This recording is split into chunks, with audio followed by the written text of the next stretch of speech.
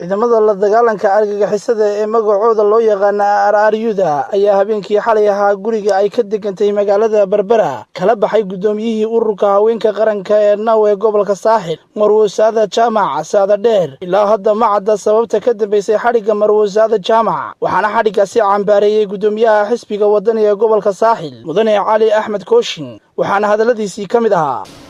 ka cambaareeyo falxalayta ka dhacay magaalada Berbera oo uguba oo ka baxsan dhaqanka iyo sharciyada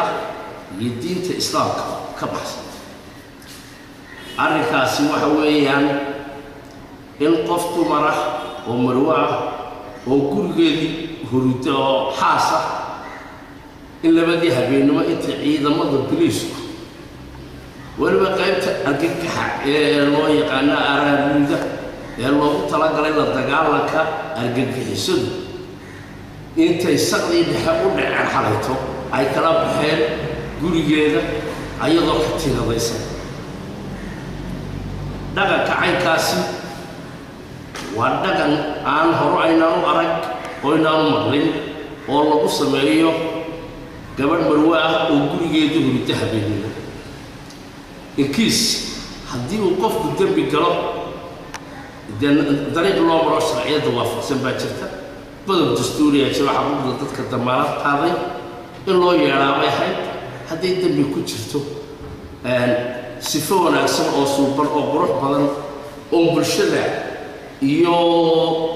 ummadda aan ka nixinayn laakiin tan waxay ahayd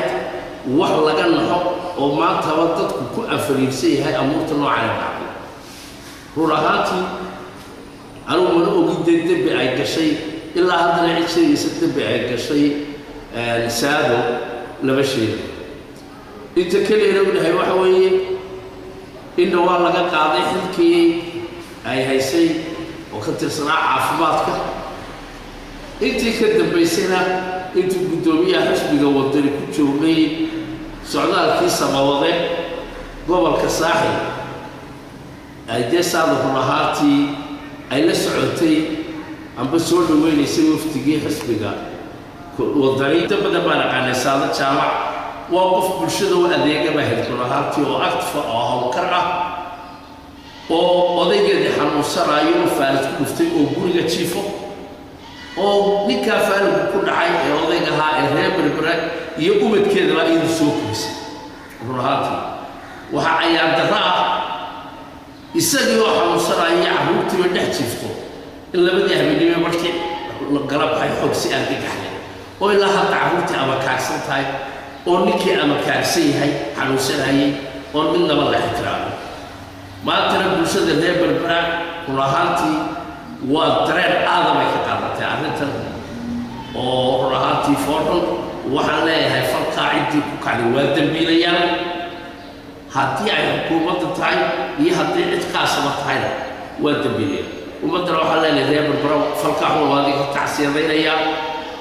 xukuumaddan maanta talada haysana sharkooda iyo qoortooda Allah isku xidhay war waxa wax ka weyn bay wadaay waxaan leeyahay haynu amnigana ilaalino iyana dareenkan ka bixinaana aanu noqonin mid gacan ka hadala Axmed Saciid Maxamed telefishinka caalamiga ee Kalsan TV magaalada Berbera